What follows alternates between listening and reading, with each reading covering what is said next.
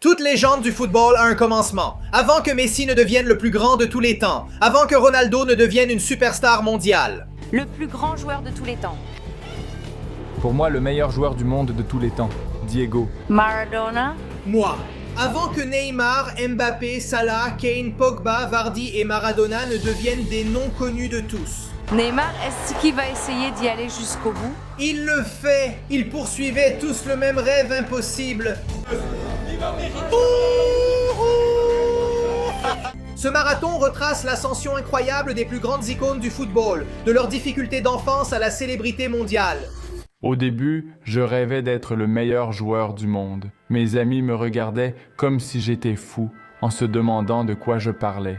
Cristiano Ronaldo dos Santos Aveiro est né le 5 février 1985 à Quinta del Facho, l'un des quartiers les plus pauvres de Fungo, la capitale des îles portugaises de Madère. Ses parents sont Maria Torres dos Santos Aveiro, qui est cuisinière, et José Denis Aveiro, qui est jardinier. Et c'est lui qui a choisi le prénom Ronaldo parce qu'il était fan et admirateur de l'ancien président et acteur Ronald Reagan. Plus jeune de 4 enfants, il partageait tout, même une chambre, avec ses sœurs Katia et Elma et son frère Hugo. Sa famille s'agrandit dans la pauvreté, dans une maison aux murs nus et aux toits qui fuyaient. Il a découvert le football grâce à son père, qui travaillait comme responsable du matériel pour le club de football CF Andernia. Il a commencé le football à 7 ans pendant que son père travaillait et, à 10 ans, il était déjà dans l'équipe. Son premier match officiel a eu lieu le 19 décembre 1993 et à l'époque, il portait déjà le numéro 7. Cristiano s'est rapidement passionné pour le football, au point de perdre pratiquement tout intérêt pour l'école. Il ne s'intéressait même pas aux filles, il voulait juste sortir et jouer au ballon toute la journée et toute la nuit.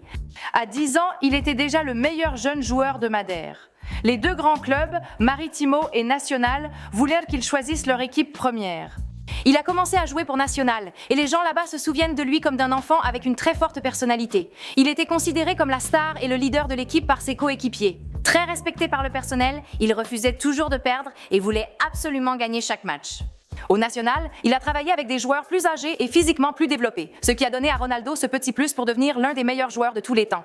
Après 2 ans à Nacional, il a attiré l'attention d'Aurelio Pereira, chargé du recrutement pour l'équipe junior du Sporting Lisbonne. Ronaldo a été recruté à 11 ans et a déménagé à Lisbonne à 12 ans à 1000 km de chez lui, quittant amis et famille. Mais il n'y avait pas que du négatif. À cet âge, il était déjà rémunéré pour ses talents de footballeur. D'abord, il a eu du mal à s'adapter, quittant seul une petite ville pour une grande, mais il savait que c'était nécessaire pour réaliser ses rêves. Même s'il avait le mal du pays, il a mis ses pensées de côté pour se concentrer sur le football. Aurelio Pereira a joué un rôle clé dans le développement de Ronaldo.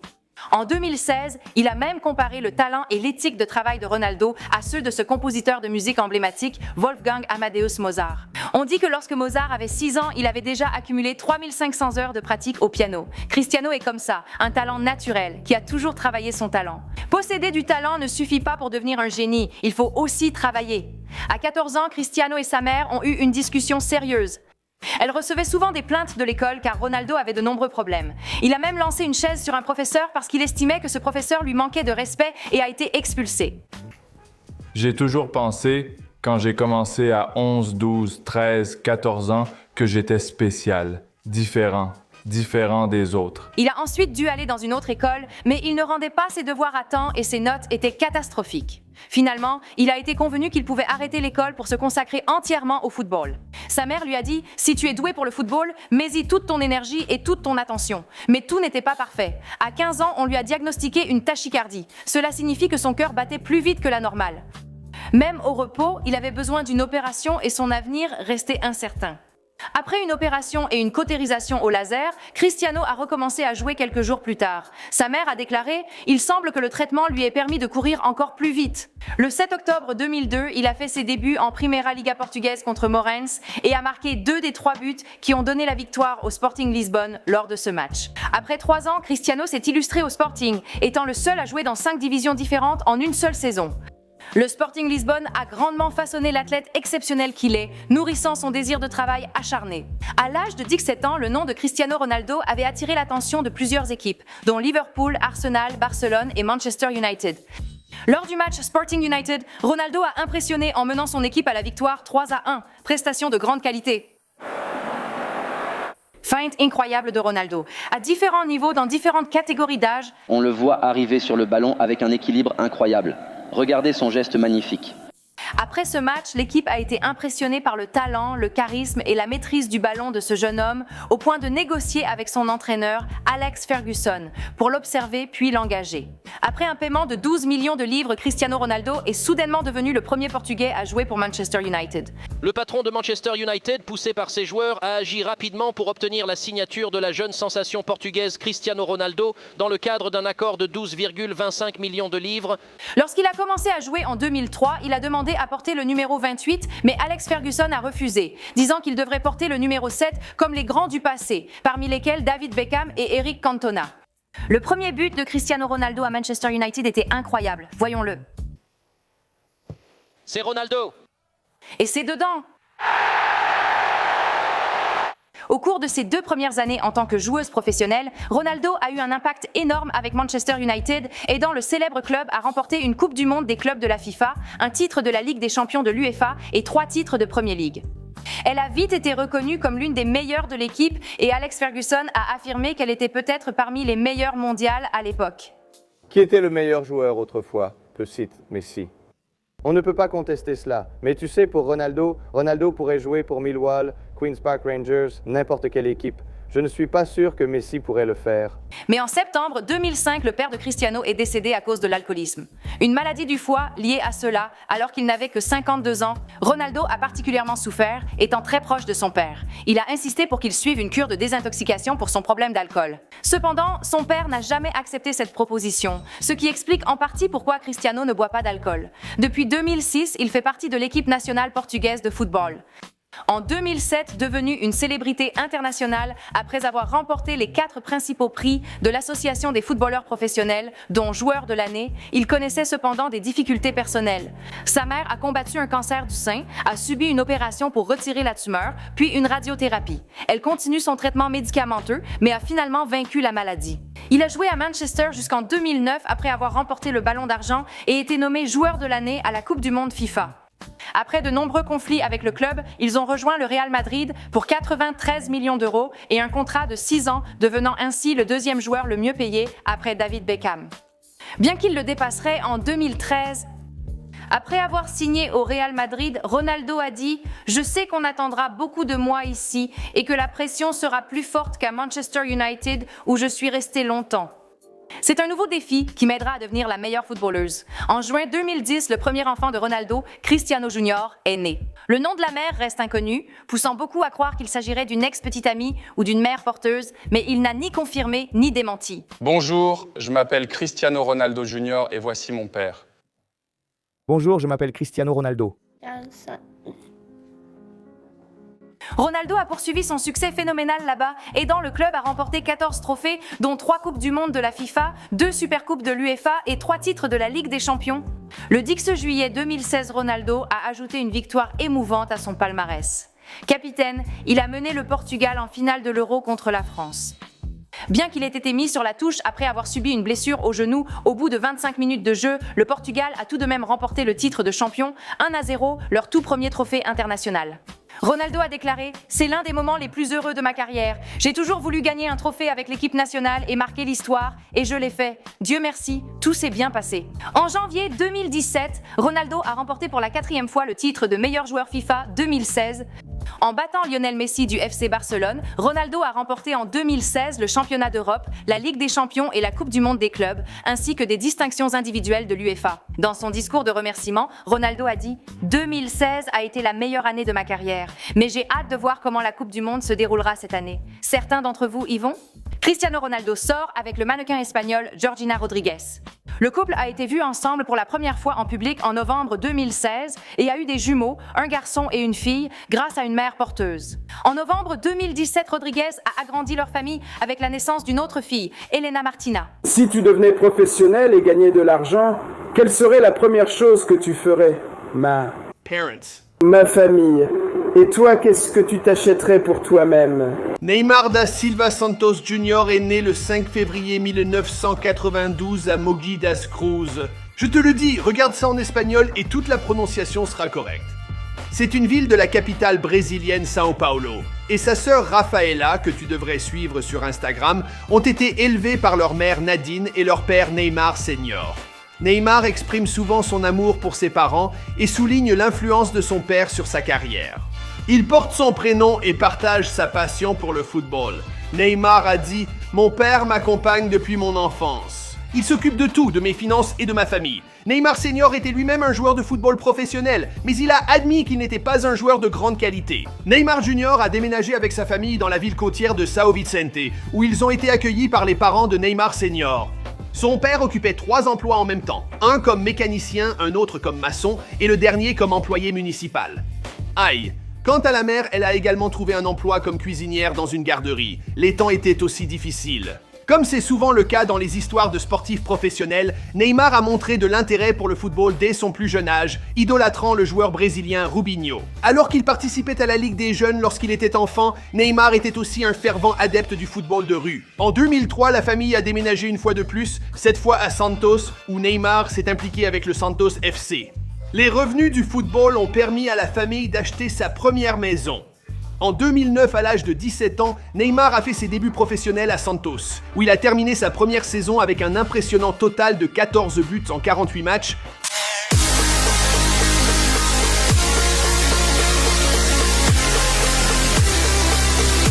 Au fil des années suivantes, les compétences hors du commun de Neymar devenaient de plus en plus évidentes alors qu'il marquait but après but pour Santos.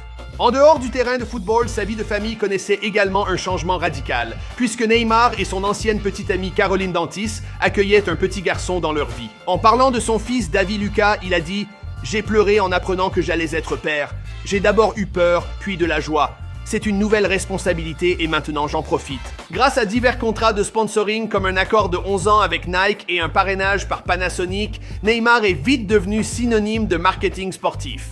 Il a rapidement dû concilier la paternité avec la vie d'athlète multimillionnaire et même si le défi était de taille, il ne s'est pas laissé arrêter pour autant et a continué à briller sur le terrain. Neymar a remporté plusieurs récompenses, dont celle de meilleur joueur sud-américain en 2012 et cet été-là, il a également été sélectionné pour représenter son pays natal, le Brésil, aux Jeux Olympiques d'été à Londres, en Angleterre.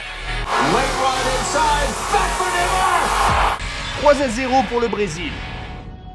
Lors de la saison 2013, Neymar a annoncé qu'il avait reçu une offre pour jouer au FC Barcelone et qu'il quitterait Santos avant la Coupe du Monde de la FIFA 2014. Le départ a été très émouvant, à tel point que Neymar n'a pas pu s'empêcher de verser des larmes pendant l'hymne national. Pour l'attaquant de Santos sur le départ, Neymar, sa dernière apparition avec le club brésilien était tout simplement trop émouvante. En 2013, il était présent au Camp Nou à Barcelone, devant une foule de 56 000 spectateurs, le plus grand événement pour un joueur brésilien. L'année suivante, son transfert de 56 milliards d'euros a été examiné par les autorités espagnoles, Neymar devenant le centre d'une enquête pour fraude fiscale. Dans la foulée, le président du FC Barcelone, Sandro Rosell, il a été contraint de démissionner et le club a été poursuivi pour fraude fiscale. Neymar a fait ses débuts officiels lors de la saison 2013-2014 de la Liga, et c'est pendant ces 4 années passées avec l'équipe que le jeune homme a développé ses compétences sur le terrain ainsi qu'un statut quasi divin auprès des fans de football. Alors que sa première année avec le FC Barcelone s'est avérée fructueuse avec 19 buts inscrits, il a été choisi parmi les joueurs brésiliens les plus en vue pour représenter son pays natal lors de la Coupe du Monde de la FIFA 2014 qui se déroulait au Brésil. Lors du quart de finale contre la Colombie, Neymar a reçu un coup de genou dans le dos d'un adversaire et a dû manquer le reste de la Coupe du Monde où le Brésil a fini 4e. Ils auraient sans doute mieux réussi s'il était resté sur le terrain. Ensuite, Neymar a provoqué un autre problème en 2015 lors de la Copa América de cette année-là. Pendant le deuxième match du Brésil, une petite bagarre a éclaté entre lui et le joueur colombien Carlos Bacca. Ce qui s'est passé ici, c'est que Neymar, il a tiré le ballon sur l'un des coéquipiers de Carlos. Colombie, on a gagné. Allez, très bien, c'est fini, c'est fini, c'est fini. Neymar a écopé de 4 matchs de suspension et d'une amende de 10 000 $. Pas d'inquiétude, il peut payer. Ce revers n'a pas abattu le jeune footballeur. Alors qu'il jouait encore 2 saisons à Barcelone, Neymar est resté l'un des footballeurs les plus redoutables et talentueux. Mais à cause d'une épidémie d'oreillons, eh bien, il a été mis sur la touche au début de la Supercoupe 2015. La saison 2016-2017 du FC Barcelone s'est avérée être la dernière de Neymar avec le club. En marquant son 100e but pour l'équipe lors de son 177e match, eh bien, il n'aurait pas pu partir de meilleure façon. Cet été-là, Barcelone a annoncé que les représentants de Neymar avaient effectué un paiement de 222 millions d'euros pour le libérer de son contrat. Mince, il touche de l'argent même quand il part. Le transfert le plus cher de l'histoire du football. Neymar est parti au Paris Saint-Germain, signant un contrat avec l'équipe jusqu'en 2022. À la mi-août 2017, il a fait ses débuts avec l'équipe, où il compte actuellement 17 buts inscrits. Alors qu'il enchaînait les buts avec l'équipe, Neymar a encore été frappé par la malchance. En février 2018, lors d'un match contre l'Olympique de Marseille, au cours duquel il s'est fracturé un os du pied droit et a subi une opération d'urgence. Neymar a récemment fait des commentaires concernant son transfert record, déclarant « Je ne suis pas fier du montant du transfert ni du fait d'être le joueur le plus cher de l'histoire. Ce n'est que de l'argent et rien d'autre. Je n'y peux rien. » Personnellement, j'aurais payé moins. Réaliser mon rêve d'enfant reste ce qui compte le plus pour moi. Concernant Neymar et l'équipe du Brésil, ils se sont déjà bien amusés sur et en dehors du terrain. Le 12 juin, Neymar a été aspergé d'œufs par un coéquipier en réponse à une blague. Il avait fait la même blague à un coéquipier une semaine plus tôt. Ouais, au moins ils arrivent à détendre l'atmosphère.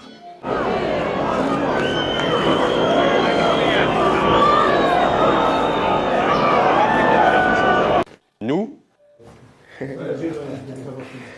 Kylian Mbappé Laden est né le 20 décembre 1998 à Bondy, au nord-ouest de Paris, en France. Mbappé vient d'une famille de sportifs. Son père Wilfred, qui est né au Cameroun, est aujourd'hui un ancien footballeur et entraîneur, tandis que sa mère, Faïssa, qui est née en Algérie, jouait autrefois au handball professionnellement. Il a maintenant un petit frère nommé Ethan, qui suit également ses traces et qui joue dans la ligue des moins de 12 ans du PSG.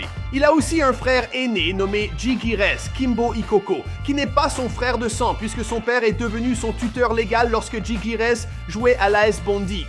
Djigirès est désormais footballeur professionnel et évolue actuellement au club de Burspère. D'accord, je me suis un peu exposé. Je ne suis pas fan de foot, mais mon père, lui, c'est une encyclopédie. Il connaît tout le monde.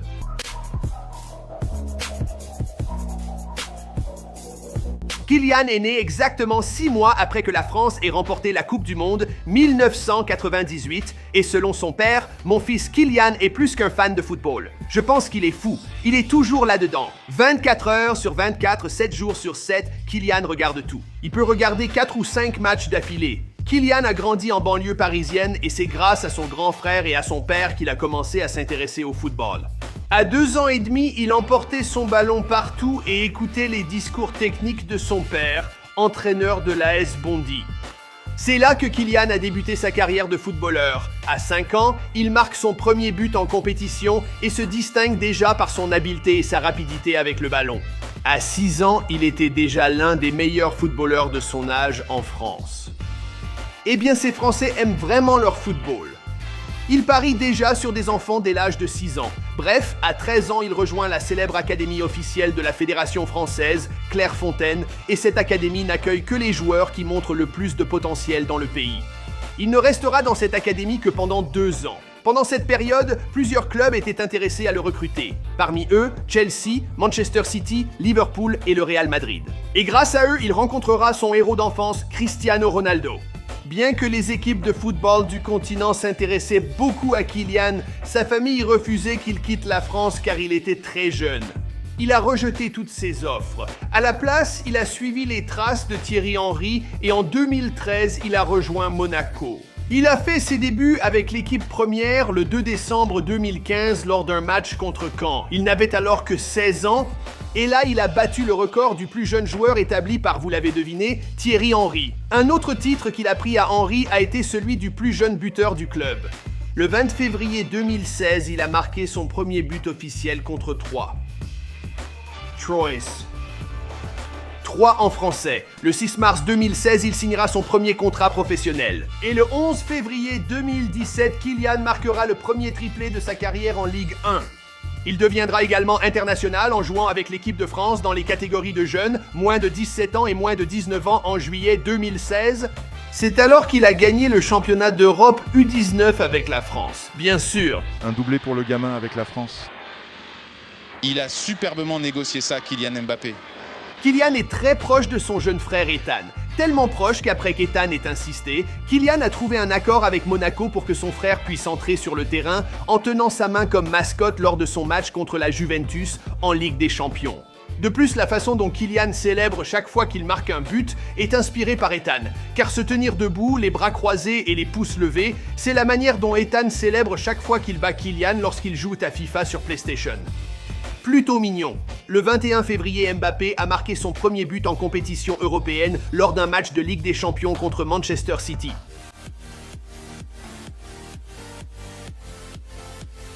Le 5 mars, Mbappé a marqué 2 buts contre Nantes, devenant ainsi le plus jeune joueur des 30 dernières années à atteindre le top 10 des buteurs de la première division française. Le 25 mars 2017, il a fait ses débuts avec l'équipe première de France contre le Luxembourg lors d'un match de qualification pour la Coupe du Monde en Russie. Il a joué son premier match à 18 ans et est devenu le deuxième plus jeune joueur de l'équipe de France. En juillet 2017, il a été désigné meilleur jeune joueur du championnat français. C'est à cette époque que Mbappé, sa carrière a vraiment décollé. Il était une sensation en Ligue 1 européenne, remportant la compétition et atteignant les demi-finales de la Ligue des Champions. Il a terminé la saison avec plus de 26 buts et tout cela avant d'avoir atteint l'âge de 19 ans. Ses performances ont attiré plusieurs équipes, dont le Real Madrid, mais le 31 août, le Paris Saint-Germain a annoncé la signature de Mbappé, prêté depuis le Maroc. Le montant requis pour un transfert définitif ultérieur a été fixé à une somme supposée de 180 millions d'euros à la fin de la saison 2017-2018. Et lorsqu'on lui a demandé pourquoi il avait choisi le PSG avant le Real Madrid, eh bien Kylian a répondu ceci. J'ai promis au président du club de venir à Paris. J'ai précisé que si je quittais Monaco, ce serait seulement pour aller au PSG. Quand on donne sa parole à quelqu'un, il faut s'y tenir. Si on est un vrai homme, on tient sa parole. Et je voulais vraiment venir à Paris. Ses débuts au PSG ont eu lieu le 8 septembre 2017 contre le club de football de Metz, où il a bien sûr marqué un but. Le ballon revient à Mbappé. Au PSG, il joue avec Neymar et Cavani, formant l'un des trios offensifs les plus redoutés du moment. Maintenant, selon un journal, El País Feza, eh bien la mère de Kylian n'est pas entièrement satisfaite de la façon dont les collègues du PSG comparent son fils à Donatello, vous savez, le gars des Tortues Ninja. Apparemment, elle pense que tout cela est allé un peu trop loin. Elle pointe du doigt Dani Alves et Neymar lui-même. Retour à End. D'après ce que l'on voit dans la vidéo, l'attaquant français du PSG en a apparemment assez d'être moqué à ce sujet aussi, et il trouve que tout cela est un peu puéril. Ils se sont peut-être moqués de lui parce qu'il est meilleur qu'eux. Ne t'en prends pas au messager, je n'aurais sans doute pas dû le dire.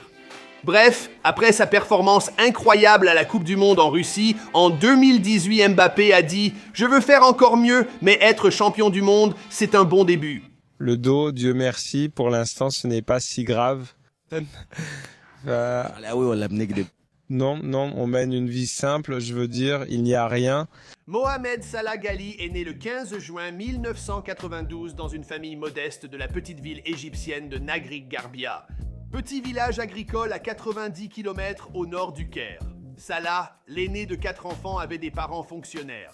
Son père commerçait aussi du jasmin, cette fleur blanche couvrant la campagne égyptienne.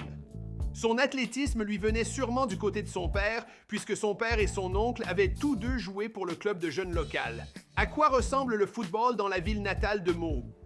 Jetons un coup d'œil.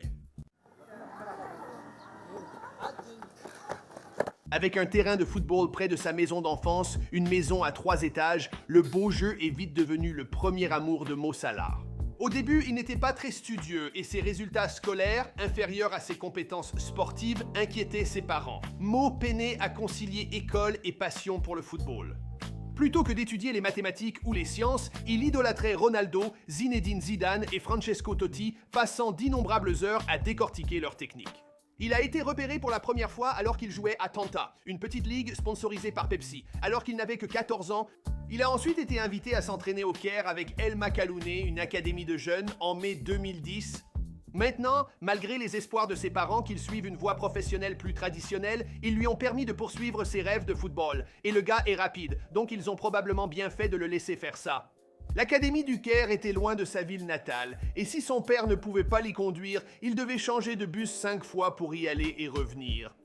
Et il faisait ça 5 fois par semaine. C'est comme 10 puis 50 bus en une semaine. Le jeune espoir du football était décrit comme poli, discret, très travailleur et extrêmement talentueux. Ses qualités lui ont vite permis d'obtenir le gîte et le couvert au Caire dans une chambre donnant sur le terrain. Je peux attaquer d'autres clubs, mais il y en a beaucoup. Je ne sais pas s'il y a discrimination dans la zone dangereuse. Mahmoud n'est pas le premier but. Le but, je ne te dis pas toujours, mon fils. Alors qu'il jouait un match dans la ville voisine d'Alexandrie, sa famille est venue lui rendre visite et ils se sont fait voler leurs biens. Quelques jours plus tard, le voleur a été attrapé et son père avait toutes les raisons de porter plainte. Mo s'est avancé, a supplié son père d'arrêter, a donné de l'argent au voleur et tenté de l'aider à trouver un emploi. Quelle belle âme! Au départ remplaçant pour l'équipe du Caire, Salah est devenu titulaire offensif régulier à mesure que son jeu progressait, disputant tous les matchs de la saison 2011-2012. Alors, le 1er février 2012 le sort de la Ligue égyptienne de football, eh bien, il a été plongé dans l'incertitude à la suite de l'émeute du stade de Port Saïd.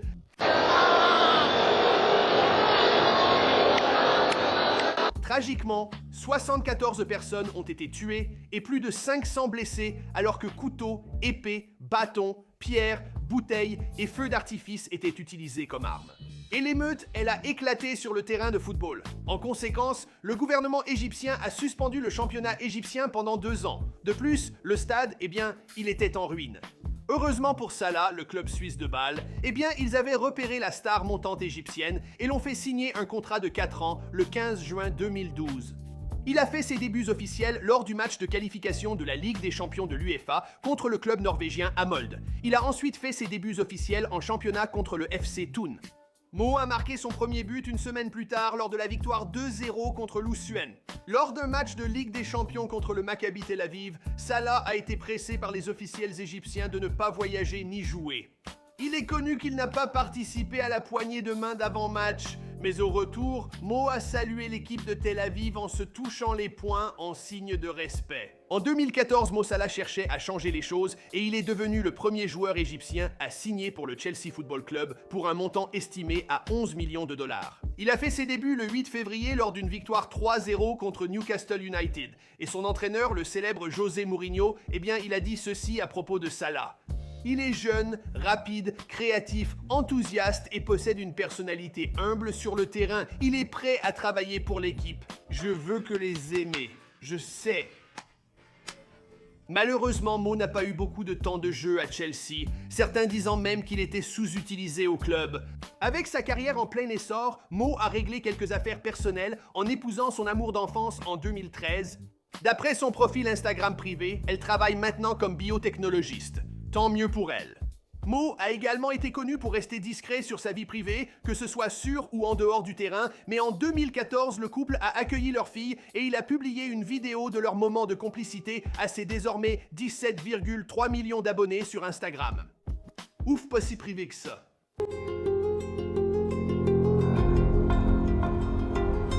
La même année où il est devenu père, la carrière de footballeur de Mo a été menacée quand on lui a demandé de retourner en Égypte pour servir dans l'armée 1 à 3 ans. Selon des rapports, le premier ministre égyptien est intervenu et a réduit la durée du service de Mo, lui permettant de reprendre sa carrière de footballeur. Ce n'était pas une mauvaise décision, car il a fait plus pour aider son pays en tant que superstar qu'il n'aurait jamais pu le faire en tant que soldat. Mo a investi des centaines de milliers de dollars dans la construction d'hôpitaux, de clubs de jeunes et d'écoles. Sa générosité fait l'objet d'histoires qui ne s'arrêtent jamais. Il a payé la première ambulance de la région et a également créé une association caritative qui verse 350 000 livres par mois pour des fournitures médicales et éducatives destinées aux groupes locaux. Les gens qui jouent au football dans sa ville natale trouvent ça différent depuis qu'il leur a acheté un terrain.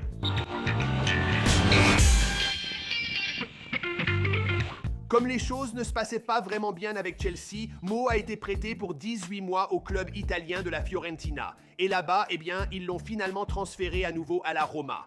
Et c'est là qu'il a été nommé joueur de la saison et qu'il a terminé meilleur buteur du club avec 15 buts, toutes compétitions confondues. Après 2 ans à la Roma, il était temps de changer à nouveau pour Mo et il a accepté de rejoindre son club actuel, Liverpool FC. C'est ça, You'll Never Walk Alone. L'accord a été conclu pour un montant rapporté de 36,9 millions battant le record du club pour le transfert le plus cher jamais réalisé pour un joueur.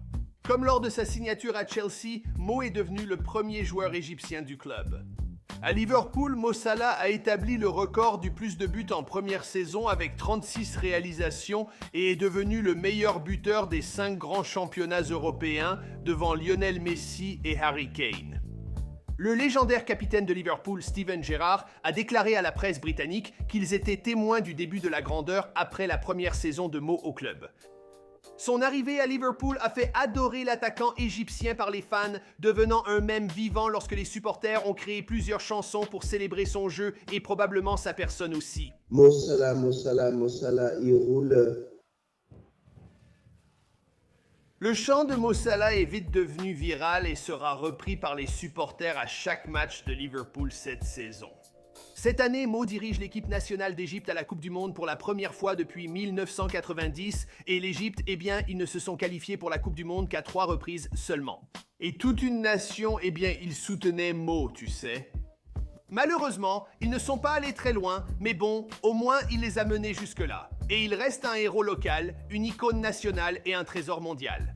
Avant que Diego Maradona ne devienne le capitaine de l'équipe d'Argentine lors de la Coupe du Monde 1986, menant son équipe à une victoire 3-2 contre l'Allemagne de l'Ouest en finale et à une victoire 2-1 contre, ils réclament un hors-jeu, le ballon est revenu après le dégagement.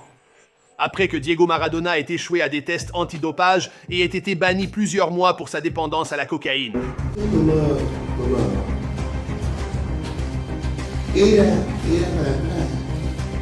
C'était une étape claire.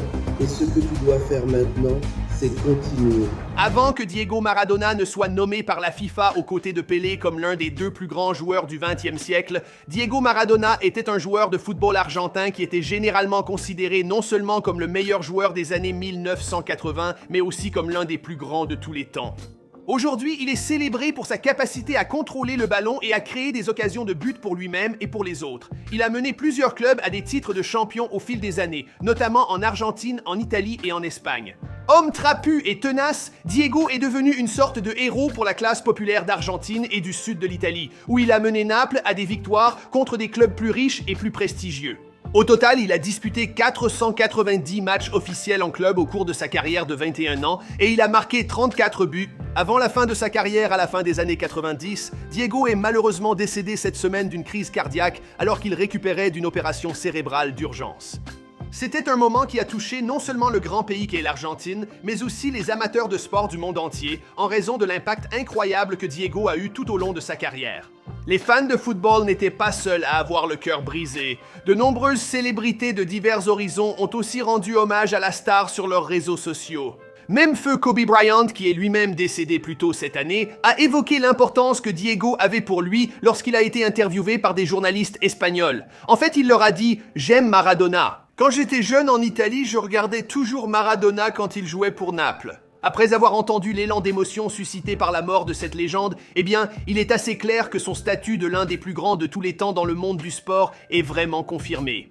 Aujourd'hui, pour honorer ce grand homme et ses réalisations, revenons sur sa vie remarquable. Quoi de neuf, les gars? C'est votre gars, Michael McCrudden, avec une vidéo que nous avons intitulée « Parti mais pas oublié » pour Diego Maradona. Maintenant, quand une nouvelle tragique comme celle-ci tombe, nous associons une œuvre de charité pertinente pour faire de ces vidéos des collectes de fonds. S'il vous plaît, donnez ce que vous pouvez, tout aide. Très bien, maintenant passons à l'histoire.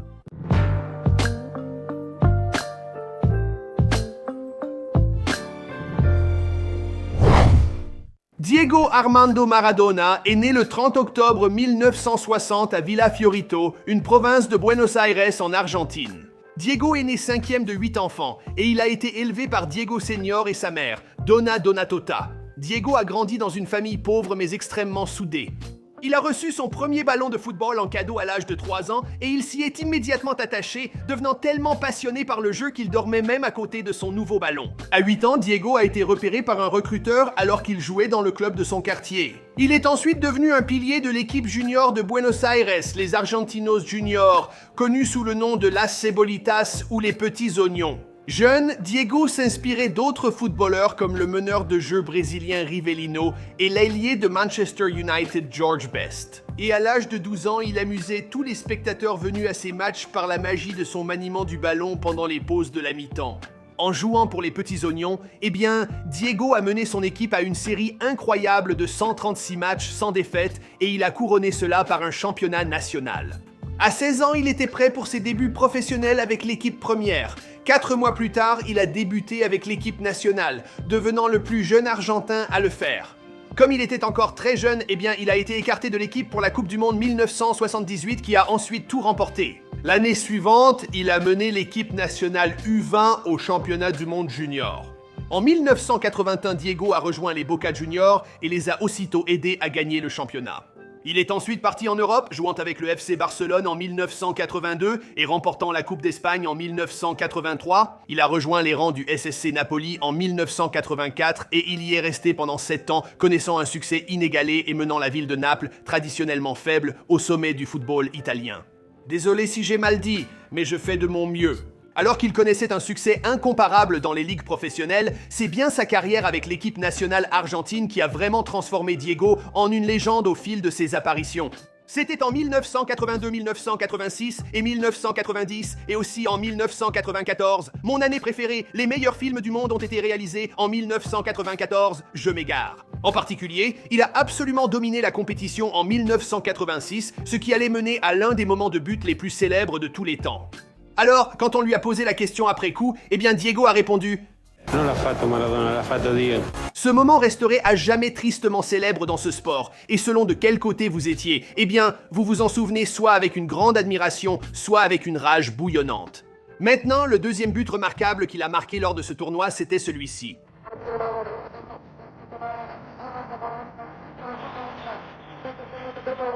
Rien à redire là-dessus, c'est simplement le talent personnifié. Maintenant, malgré tout ce succès, eh bien c'est malheureusement à cette époque que les démons personnels de Diego ont commencé à faire surface. Sa période prestigieuse avec Naples a pris fin à cause d'une arrestation en Argentine pour possession de cocaïne et il a reçu une suspension de 15 mois du jeu. Puis, sa chute fut presque aussi marquante que ses exploits sur le terrain. Ses liens avec la mafia ont conduit à des arrestations pour drogue, prostitution et autres suspensions. Il a tenté un retour en jouant pour Séville en Espagne et les Newell's Old Boys en Argentine. Mais ensuite, en 1995, il est revenu dans son ancienne équipe, Boca Juniors, et il a joué son tout dernier match le 25 octobre 1997, 5 jours avant d'avoir 37 ans. 3 ans plus tard, il a vécu sa première vraie confrontation avec la mort. Hospitalisé à Punta del Este pour un problème cardiaque, son cœur fonctionnait à moins de la moitié. Lorsqu'il a été testé pour la drogue, eh bien les résultats ont révélé encore de la cocaïne dans son organisme. Une autre hospitalisation d'urgence a suivi en 2004, après quoi il a reçu des conseils pour sa dépendance à la drogue. Plus tard cette année-là, il est allé à Cuba pour un traitement au centre de santé mentale de la Havane. Pendant son séjour là-bas, il a reçu la visite de son ami proche, Fidel Castro, et il a troqué la drogue contre le golf et les cigares. Lors de son séjour à Cuba, Diego dit avoir arrêté la drogue et commencé une nouvelle vie. L'année suivante, il a subi un bypass gastrique en Colombie. Il a perdu plus de 45 kilos et il est devenu un animateur de talk-show argentin très populaire sur la Noche del Dix. C'est un plaisir. En 2008, Diego avait hâte de retrouver le sport qu'il aimait et il a été nommé entraîneur principal de l'équipe nationale argentine. Il a conduit l'équipe en quart de finale de la Coupe du Monde 2010, mais leur élimination a été une grande déception et son contrat n'a pas été prolongé après la défaite. L'année suivante, il a été nommé entraîneur principal du club Al Wasl aux Émirats Arabes Unis, mais après des difficultés, Diego a été licencié l'année suivante. À partir de ce moment-là, Diego a enchaîné les clubs avant de s'installer comme entraîneur des Dorados de Sinaloa au Mexique en 2018, puis le 2 novembre 2020, Diego a été admis dans un hôpital à La Plata, apparemment pour des raisons psychologiques. Le lendemain, il a subi une opération d'urgence au cerveau pour traiter un hématome sous-dural, c'est-à-dire une hémorragie cérébrale. Il a été libéré le 12 novembre après ce qui a été qualifié d'opération réussie. Mais moins de 2 semaines plus tard, eh bien, Diego est décédé chez lui à Tigre, Buenos Aires, à l'âge de 60 ans des suites d'une crise cardiaque. Dans un communiqué, l'Association argentine de football a exprimé sa profonde tristesse pour la mort de notre légende, qui restera toujours dans nos cœurs. Après sa mort, le président argentin Alberto Fernandez a décrété 3 jours de deuil national, ce qu'une légende comme Diego Maradona a plus que mérité. Nos prières et nos pensées vont non seulement à ses amis et à sa famille, mais aussi aux millions de fans à travers le monde qui ont de nouveau le cœur brisé dans une année qui semble ne jamais vouloir s'arrêter. Cet homme avait un talent hors du commun, qu'il repose en paix. Harry Edward Kane est né le 28 juillet 1993 à Walthamstow en Angleterre, à 40 minutes en voiture au nord-est du centre de Londres. Il y a actuellement un mème qui circule en ligne disant que Harry Kane était l'enfant de 6e sens. Vous savez, Hayley Joel Osmond. Mais bon, je vais mettre fin à cette rumeur. Ce n'est pas lui. Je vois des gens morts.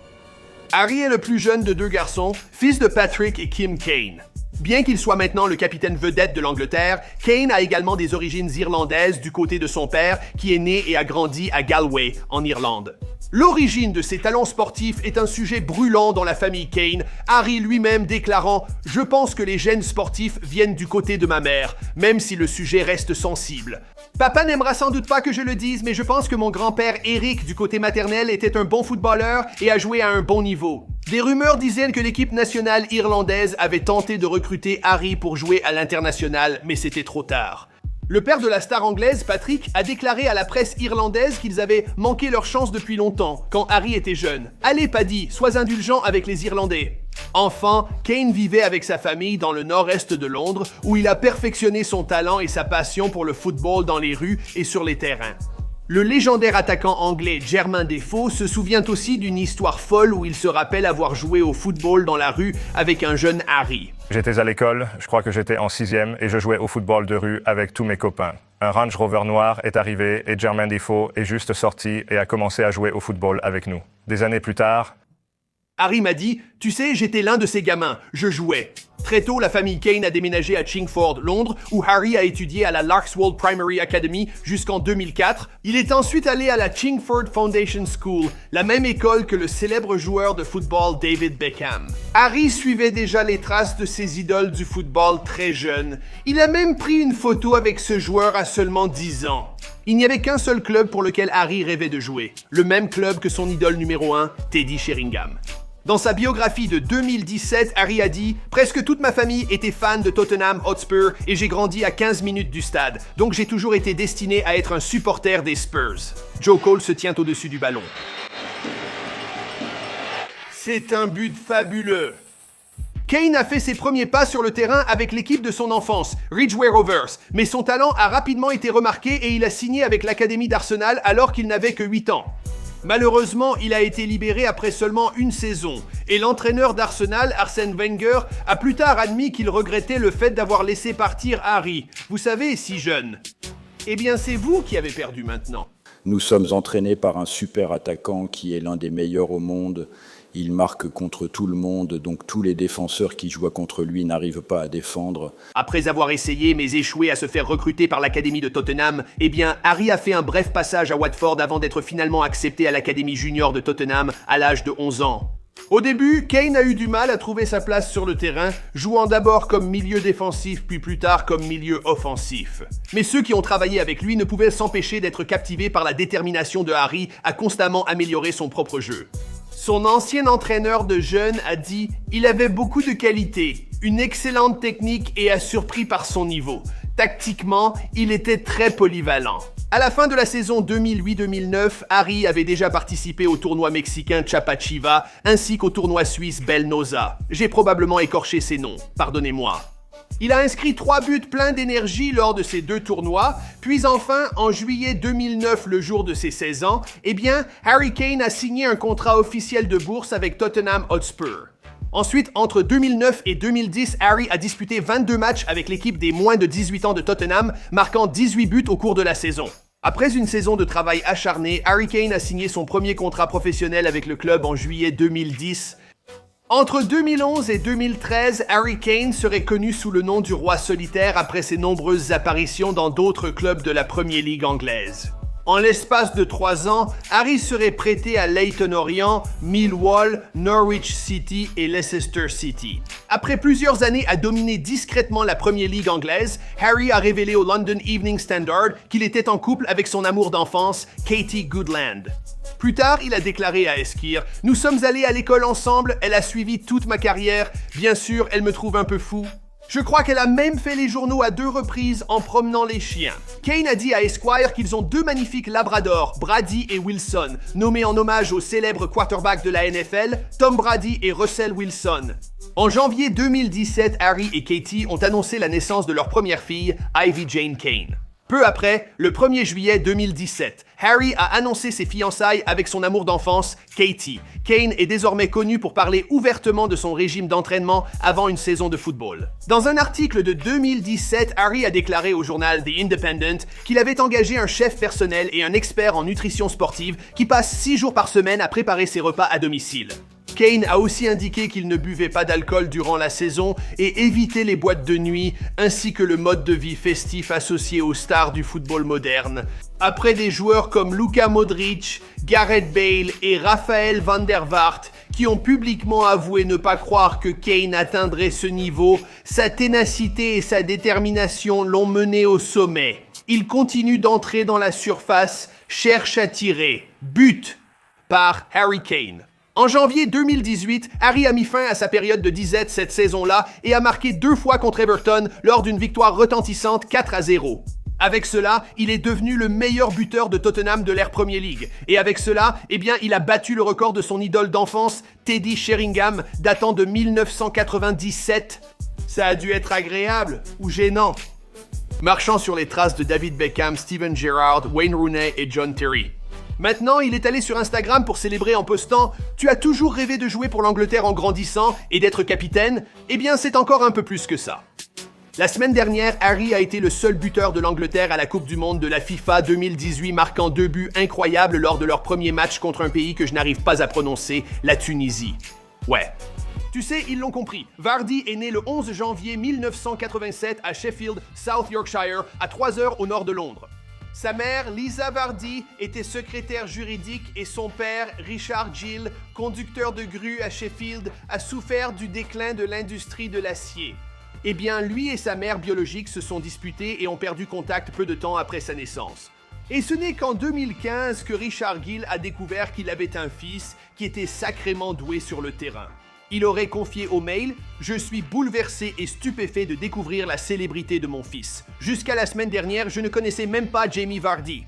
S'il veut me voir, ce serait génial, mais je comprends qu'il ne veuille rien avoir à faire avec moi. C'était fantastique de le voir jouer, je m'en souviendrai toujours. Ça ressemble quand même à un père démissionnaire. » D'après ce que je comprends, les deux ne se sont pas encore rencontrés, mais le vieux Dick, il doit sûrement prendre son pied en voyant son patrimoine génétique dominer sur le terrain. Jamie a passé la majeure partie de son enfance élevé par sa mère Lisa et son compagnon Phil Vardy, fervent soutien de sa carrière de footballeur.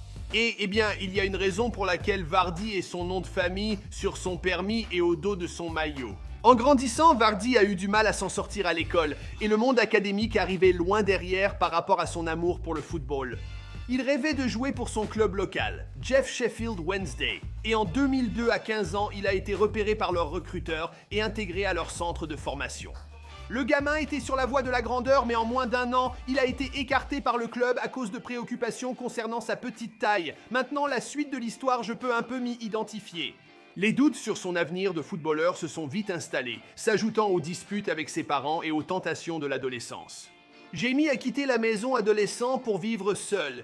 Il a accumulé les petits boulots en ville pour subvenir à ses besoins, ce qui limitait son temps pour s'entraîner au football. Lors de sa pause, il a aussi étudié le sport et les sciences au Thomas Wrotham College, South Yorkshire. Même sans espoir que Jamie devienne professionnel, sa passion pour le football est restée intacte et il a ensuite été recruté par le club hors ligue Stockbridge Park Steels. Là-bas, ses talents d'attaquant ont impressionné les dirigeants, donnant l'impression qu'il était seul sur le terrain. Il fait une bonne passe. Regardez ces joueurs de Stockbridge. Il repique dans l'axe. Oh, quel beau but parti de son propre camp. Si vous ne l'aviez pas remarqué, le club de football était très petit, tout comme les salaires. Maintenant, Vardy gagnait l'équivalent de 50 $ par semaine pour jouer pour le club et leur stade avait une capacité modeste de 3500 personnes, mais d'après ce que j'ai pu voir, il s'agissait principalement de sièges vides. Il débute en 2007 sous l'entraîneur Gary Mora, mais le tempérament fougueux de Vardy lui joue des tours et il est impliqué dans une altercation devant un pub. Il a été accusé d'agression. Même sans vidéo de l'événement, je ne peux qu'imaginer à quoi cela ressemblait. Pendant 6 mois, Vardy a joué avec un bracelet électronique à la cheville et devait quitter plus tôt les matchs à l'extérieur pour respecter son couvre-feu. Les succès de James à Stockbridge ont attiré l'attention de plusieurs équipes de la Football League. En 2009, il a effectué un essai d'une semaine avec une équipe de Chelmsford, appelée Crew Alexandra. Malheureusement, un transfert ne s'est pas concrétisé et il a également refusé un contrat à court terme avec Rotherham United. À cette époque, Jamie combinait le football avec un emploi à temps plein comme technicien fabriquant des attelles médicales. En juin 2010, l'entraîneur Neil Aspin, qui admirait depuis longtemps les talents de Vardy, l'a recruté pour son club de National League, Halifax Town. Surnommé le Chaman, la première saison de Vardy au club allait être incroyablement réussie, avec 25 buts en 37 matchs permettant à l'équipe de remporter le titre de champion de la saison 2010 à 2011. Son centre dévié par Whittaker dans le but lui a offert un but amplement mérité, portant le score à 4-0 pour Halifax. Ici, les choses allaient s'intensifier et Jamie débutait son ascension fulgurante dans le football. Après seulement 1 an à Halifax, il serait recruté par le club de conférence premier, Fleetwood Town, pour un montant non divulgué. En enchaînant but sur but pendant la saison 2012-2013, il a également remporté le titre de la conférence et assuré la toute première promotion du club en English Football League. Et pour celui qui allait tout bouleverser, le 17 mai 2012, Jamie Vardy a annoncé qu'il signait pour le club qui allait finalement assurer sa renommée à Leicester City. Vardy a été recruté pour l'équivalent de 1,7 million $, un record absolu pour un joueur issu du football non professionnel. Pas mal. D'autres bénédictions sont arrivées quand il a rencontré sa femme actuelle, Rebecca Nicholson, alors employée en boîte de nuit. Elle sait vraiment plaire à la foule. Pas mal non plus. Au cours des 3 saisons suivantes, Vardy allait s'imposer comme l'un des atouts les plus précieux du club, devenant leur meilleur buteur. Alors qu'il s'imposait comme la meilleure équipe du championnat et finissait par décrocher une promotion dans la première division du football anglais, la FA Premier League. On peut vraiment parler d'une histoire de véritable outsider. Nous revenons tout de suite. Lors de la saison 2015-2016, Jamie Vardy a mené Leicester City à travers l'une des courses au titre les plus étonnantes de l'histoire du sport. Les chances que Leicester remporte la Ligue étaient si faibles, 5000 contre 1, que certains supporters inconditionnels qui avaient parié sur leur victoire sont devenus millionnaires du jour au lendemain. C'est vrai, ils ont gagné. Nous pourrions entrer dans les détails de cette saison, mais ce serait une autre vidéo. Comme une longue vidéo que je pourrais faire à part. Jamie Vardy était inarrêtable, marquant 24 buts en championnat pendant la saison de l'équipe, remportant des récompenses de la PFA Équipe de l'année, ainsi qu'en étant nommé footballeur de l'année FWA et aussi joueur de la saison de la Premier League Barclays 2016. Il était tellement précieux pour l'équipe qu'ils ont augmenté son salaire à l'équivalent de 138 000 $ par semaine. Et Jamie, eh bien, il a signé un contrat permanent de 4 ans jusqu'en 2019.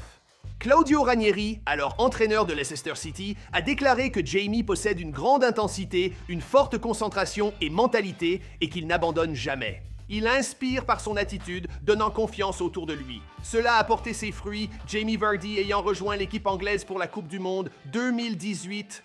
Et ils ont fait des performances phénoménales. Au moment de cet enregistrement, il joue contre la Suède, mais il est blessé. Donc il faut aller sur Instagram pour me voir dans un pub et je vous dirai s'il joue ou non. Paul Le Bill Pogba est né le 15 mars 1993 à Langres-sur-Marne, qui se trouve à environ 40 minutes en voiture à l'est du centre de Paris, en France. Si vous ne le saviez pas, il est le fils de parents guinéens, Fassou et Yo, qui faisaient partie des milliers de personnes ayant émigré en Europe lors de la crise des réfugiés du début des années 1990.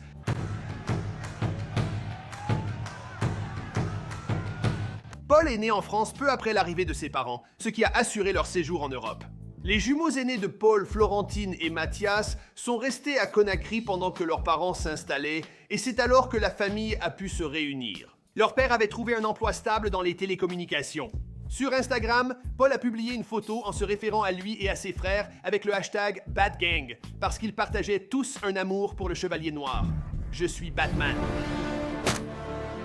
La famille Pogba, qui est musulmane pratiquante, eh bien, ils ont beaucoup de talent entre leurs 3 garçons. Les jumeaux ont également réussi à percer dans les grandes ligues et ils jouent au football au niveau professionnel. C'est Paul qui a montré la voie et leur a donné le goût de ce sport. Ils jouaient et s'entraînaient sans cesse, sans pause. Son père a confié au Télégraphe. Il a toujours voulu apprendre et nous l'avons encouragé à poursuivre ses centres d'intérêt. Dès la première fois que je l'ai vu jouer au football, j'ai remarqué sa très bonne technique. À 4 ans, il jouait déjà avec des garçons plus âgés. Les frères Pogba tiennent leur passion du football de leur père, ancien joueur dans son pays. Quant à leur mère, Yeo, elle a été la principale force dans l'éducation des garçons et mérite le crédit de leur ténacité. Ils vivaient dans l'une des cités les plus difficiles de France, la résidence de la Renaissance, je crois. Elle a transmis à ses fils une éthique de travail et une détermination remarquable, visible sur le terrain de football, peu importe. D'ailleurs, la résidence de 16 étages où il vivait donnait sur un terrain local où Paul allait bientôt jouer. Et sans aucun doute, cela a donné de l'espoir au jeune garçon. Il a commencé le football en club à l'âge de 6 ans à l'US Rossi-Umbrie. Là, il a passé 7 saisons impressionnantes en tant que jeune joueur avant de rejoindre l'US Torcy, où il a été capitaine d'une équipe des moins de 13 ans. Première année à la Juventus, alors il nous a apporté ceci pour mon premier club de rêve, Roissy-en-Brie. Après seulement une saison avec Torcy, eh bien Pogba a franchi un premier cap en rejoignant Le Havre, basé en Normandie. En 2 saisons, le jeune Paul Pogba avait déjà prouvé son talent en devenant capitaine de l'équipe junior du club lors des championnats français. Et à seulement 16 ans, eh bien Pogba a mené l'équipe à la 2e place. Grâce à cela, l'équipe nationale française a également braqué les projecteurs sur lui et a recruté Pogba dans son équipe de jeunes. En grandissant, Pogba a toujours été fan du style et des projecteurs de la Premier League anglaise. Son équipe de prédilection était Arsenal, basée à Londres, et en particulier leur superstar française Thierry Henry. En France, ils étaient très populaires avec de nombreux joueurs français. Je regardais jouer Thierry Henry. Finalement, ce n'est pas Arsenal, mais Manchester United qui offrira à Pogba sa première grande chance. Le 31 juillet 2009, à seulement 16 ans, Pogba a annoncé publiquement qu'il quittait les Rouges. Je crois le dire correctement pour intégrer le centre de formation de Manchester United en Angleterre. À l'époque, la nouvelle a suscité un tollé en France et Manchester United a été impliqué dans une possible enquête de la FIFA pour avoir recruté illégalement de jeunes joueurs, une pratique appelée tapping up. Et, eh bien, les Rouges ont publié un communiqué en disant « Et Dieu merci, c'est en anglais ». Pogba et ses parents ont refusé l'accord car Manchester United a proposé de fortes sommes d'argent à ses parents pour obtenir son transfert. Léon, le président de l'équipe, a également affirmé publiquement que l'indemnité de tapping up s'élevait prétendument à 87 000 livres sterling. Et aussi, eh bien, ils ont offert une maison en plus, pour faire bonne mesure. Le 7 octobre, les officiels de la FIFA ont innocenté Manchester United après avoir conclu que Pogba n'avait jamais été contractuellement lié au club français. Plus tard, l'équipe française a conclu un accord avec le club anglais permettant à Pogba de faire ses premiers pas vers la Premier League. Et les termes de l'accord, eh bien, étrangement, ils restent confidentiels à ce jour. Pendant son passage à Manchester United, Pogba connaîtra à la fois la gloire et la déception. Pour l'équipe de jeunes, Pogba sera inarrêtable au milieu de terrain, défendant tous les titres de l'équipe et inscrivant 7 buts tonitruants en 21 matchs. Après avoir été appelé en équipe première en 2011, Pogba commencera sa relation tumultueuse avec l'entraîneur Alex Ferguson. Au cours des années suivantes, Pogba sera principalement utilisé comme remplaçant dans l'équipe de Ferguson, malgré le fait qu'il enchaîne les buts à chacune de ses apparitions. Le 3 juillet 2012, Alex Ferguson a officiellement annoncé que Pogba avait quitté le club après ne pas avoir signé un nouveau contrat. L'annonce a fait grand bruit dans la presse, Ferguson affirmant que Pogba avait signé illicitement pour le club italien, la Juventus. Ferguson l'a également publiquement accusé de manquer de respect au club qui l'avait accueilli. Il a déclaré « Honnêtement, je ne pense pas qu'il nous ait montré le moindre respect. Je suis plutôt content que s'il continue comme ça, il ferait probablement mieux de le faire loin de nous. » Eh bien, cette petite pique lancée n'a pas arrêté Pogba, car le 3 août 2012, il a signé un contrat de 4 ans avec la Juventus et a ensuite pratiqué un football parmi les meilleurs qu'on ait vu en Europe, emmenant notamment son nouveau club italien jusqu'à leur première finale de Ligue des Champions en 12 ans. Après avoir mené la Juventus à la victoire en Supercoupe en 2013, eh bien, Pogba a été désigné comme le Golden Boy européen, tout en remportant prix sur prix pour les jeunes talents montants du football européen.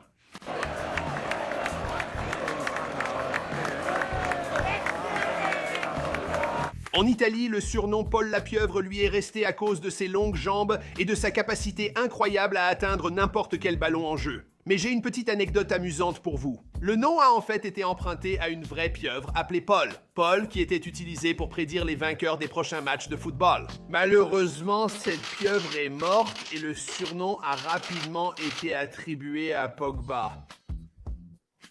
Des comparaisons ont aussi été faites avec des légendes du football comme Zinedine Zidane et Patrick Vieira. Pogba a aussi été salué par les fans et coéquipiers pour sa finesse, sa technique et son style. Avec son ancien coéquipier Gianluigi Buffon, eh bien il a déclaré ceci: « Je me demande vraiment, pourquoi est-ce que je me fais ça à moi-même ?» Un vrai guerrier sur le terrain, doté d'un grand talent. Son contrôle du ballon et sa transition rapide défense-attaque sont remarquables. Après une campagne incroyablement réussie en Serie A, eh bien Pogba a de nouveau tourné son regard vers son amour d'enfance pour le football anglais. En 2016, il a de nouveau signé pour Manchester United pour un montant record de 83,9 millions de livres sterling. Aux yeux des supporters, Pogba valait chaque centime et il y avait aussi des contrats de sponsoring avec Adidas qui seraient d'une valeur d'au moins 60 millions de dollars. Je pourrais détailler cet accord, mais cela ressemble plutôt à une vidéo sur la vie de luxe. Au moment où j'enregistre cette vidéo, Paul Pogba veut offrir à ses fans ce qu'ils attendent et ramener une grande victoire à la Coupe du Monde FIFA 2018. Il a aussi dit que ce serait peut-être sa dernière, alors je lui souhaite le meilleur car je suis environ 5% français. Maintenant, en ce qui concerne la partie parlée, je ne suis pas bilingue.